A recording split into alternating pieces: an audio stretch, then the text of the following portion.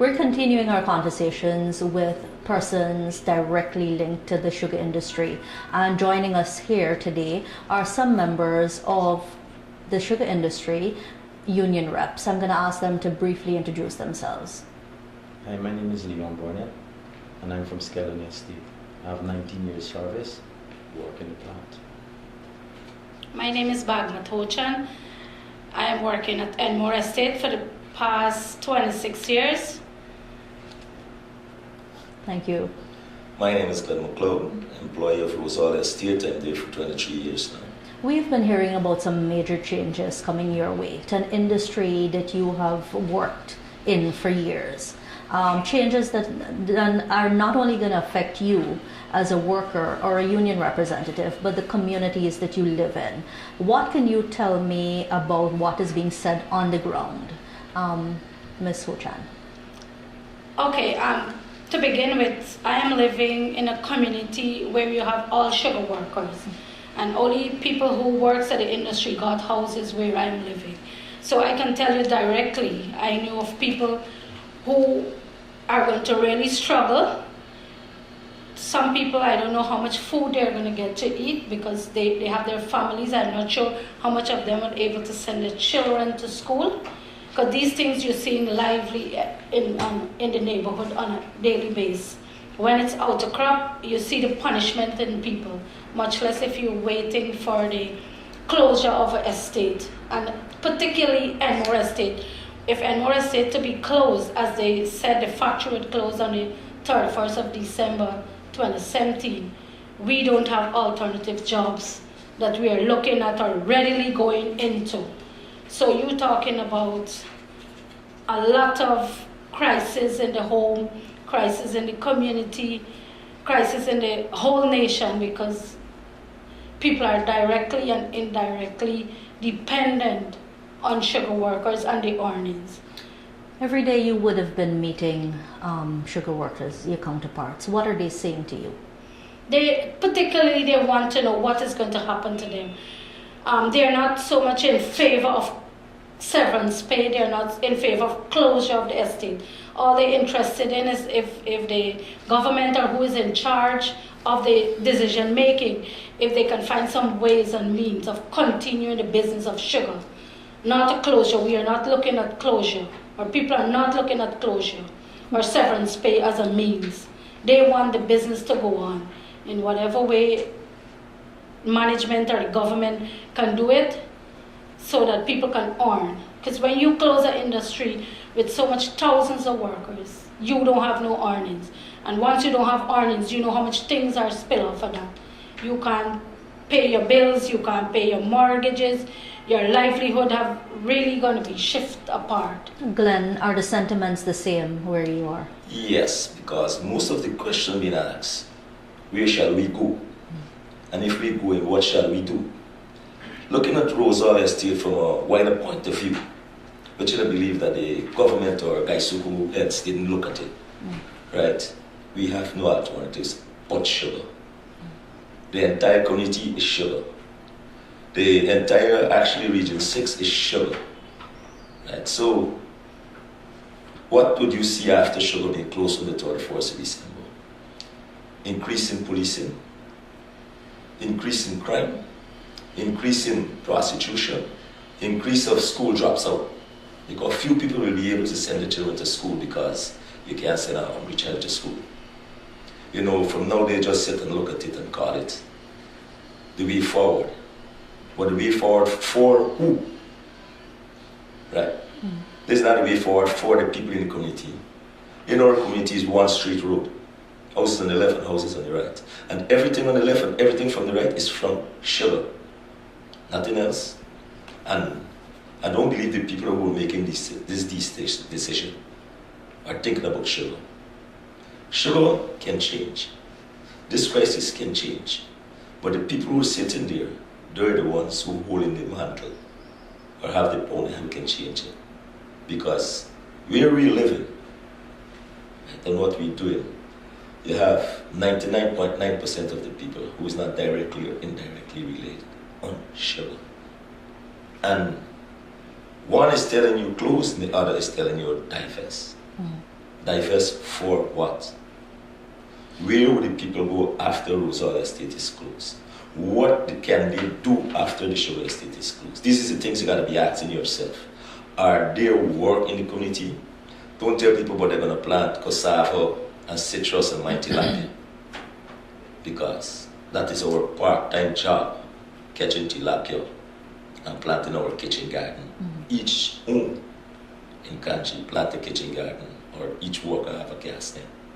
So what they're trying there to tell you, it doesn't make sense. Mr. Bernard, this sounds similar to you in your community in Skeldon? Yeah, my community, well, every day we are living in that circumstances and we wonder to know what will happen after Skeldon is privatized, because we have heard so much talk about privatization, but we have our own experiences right in Skeldon about privatization, and we would never like to experience that again, because we had a GRB which was privatized under the Desmond High government, which we see today that is closed and there is nobody getting jobs anymore from that angle. Now, to the more fact of it, we're looking at education of the next generation. If people cannot earn, then there is no such thing as a free education anymore. Then the children would not be able to go to school. Then the homes would get shattered. There would be so much social disorientation within that area that would cause the government to have police 24 hours in there. We do not want a situation like that. Borbis has been very peaceful and beautiful. Sugar can go on. We know that there is room for improvement in sugar, and just the government needs to have bilateral agreement and need to sit and talk with the stakeholders, with the union. We need that the government must look at this situation more carefully, because the people that stand to lose are those that are directly beneficially looking at sugar from the workers' point of view and the community that the people reside in. It is very devastating right now because people don't know what to do. They don't know what tomorrow holds for them. There are so many people that have mortgages that are depending on sugar money to pay that, to send their children to school. There are pensioners who might be depending on the scheme to survive because they don't have nobody else to help them. But if sugar should go out, then what would become to the people who are working in the sawmills? The sawmillers would close their sawmill or cut their business, so that they would have to cut staff. The shop owners would no longer need the amount of sales girls or sales boys that they have. They would cut that.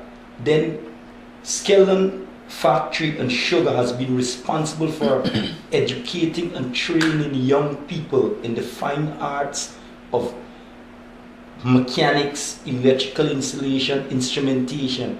It means most definitely that if there is no bicycle at Skeldon anymore, then there would be no need for an apprenticeship. So people from the area would not be so skillful anymore, educated in that art.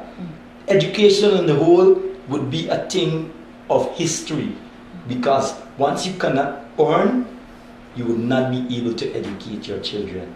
There is no such thing. A lot of trickle-down effects. And one of the things that is lacking is that critical conversation between you and the company or the government.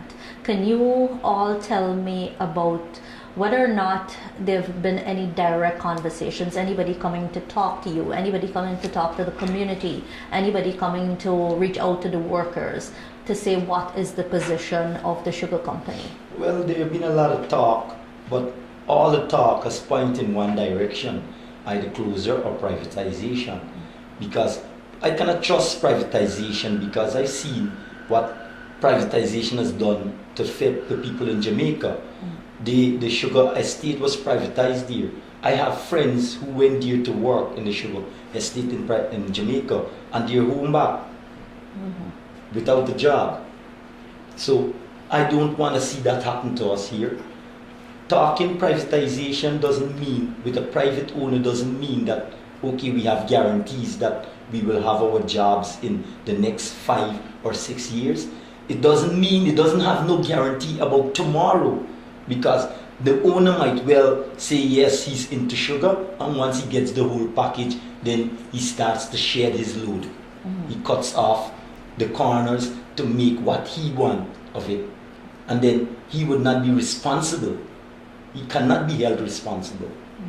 What about your concerns? Have anybody reached out to you at that community level? At Rosal Estate, the only person that came there is Guy Suko, communication officer. Nobody in high authority or the hierarchy. They feel that us, we're not surviving. So they just send them out peace, call a meeting and said, look, we got a community outreach. And what was the outreach? You know, they just write something on a piece of paper and they give out to read it to the community. I don't believe that is satisfactory. And what was the response from the community? Well, they only had a few, because people say, man, look, these people are pastors. If you decide to close an industry, we got over 6,000 people, and then you just send in your communication officer to tell them what we wanted to do, I don't believe that is. The agriculture minister went to Wales, to Skeldon. The security minister went to Wales, and you send a community usher to Rosal Estate. Why? Rosal Estate have human beings. We are people. We are loving people. We are peaceful people. So if you want to tell us something, I believe somebody in the hierarchy is supposed to come down there and start and discuss with us. Look, this is it, this is it. Not like what they did with our union. Every time our union called them or at a meeting, they just locked them out. The late time already. The only time they spoke to this union is on All Year's Day when the government hit his impact. But before that, no one came. And the big question is asking in everybody's mind, what are we going to do? And where shall we go? One of the things about the sugar industry is that it unites people. You can find people from all age, ethnicity, gender.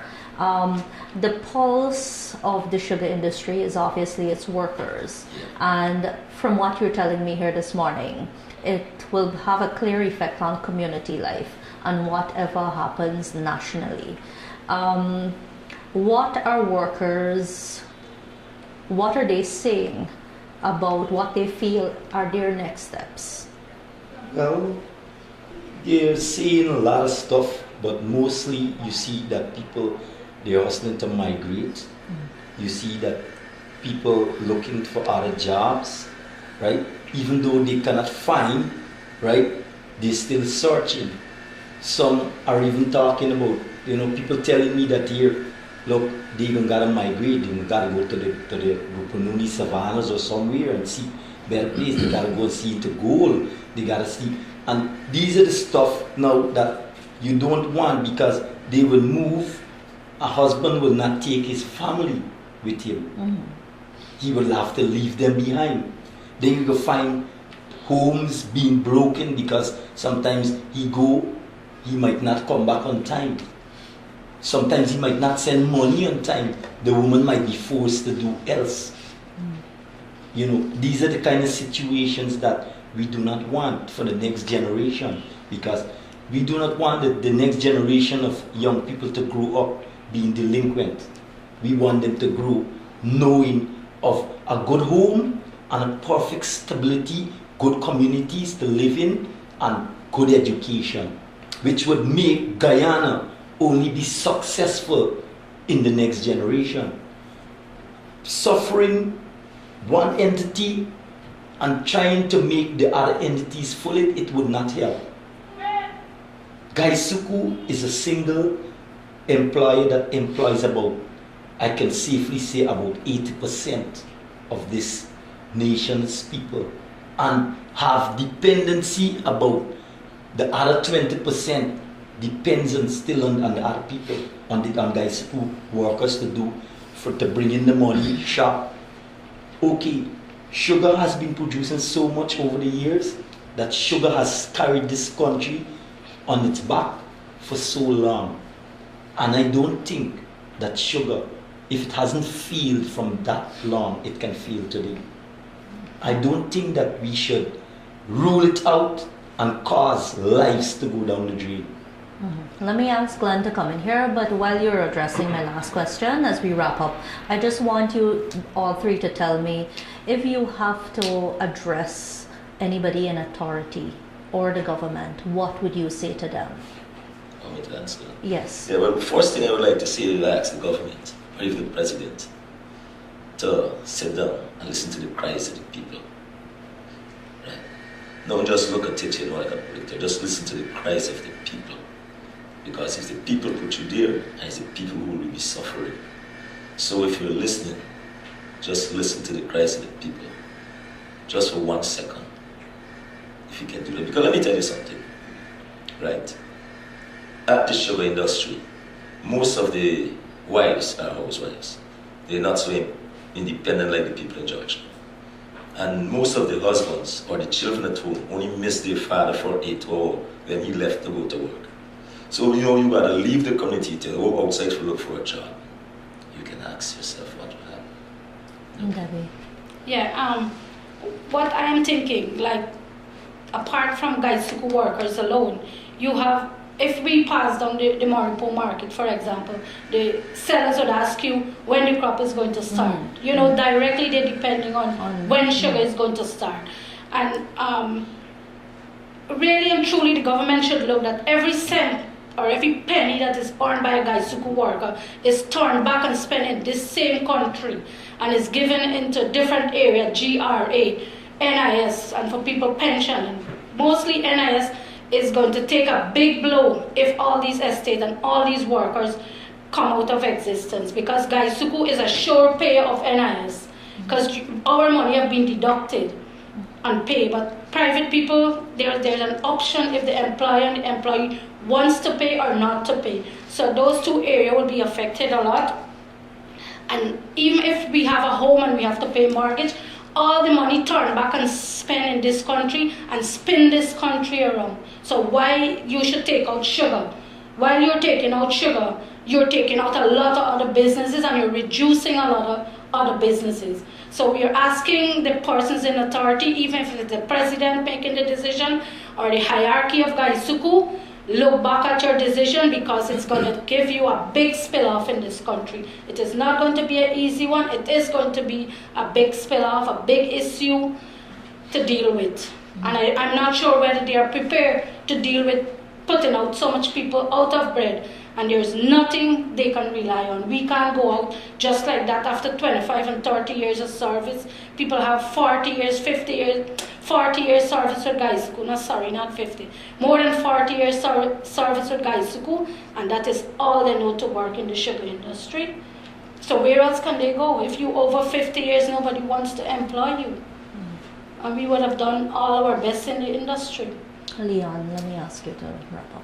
Yes, well, Debbie has said basically most of what, would be in the atmosphere presently because of this kind of situation.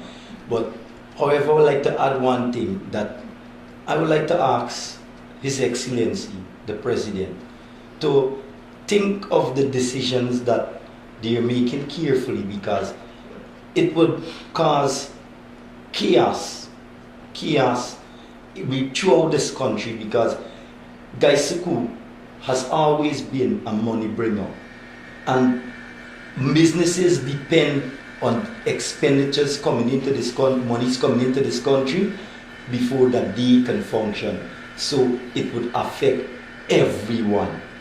As to whether who and what business you're in, it would affect you one way or the other. Okay. Thank you so much for taking time out to bring this to our attention.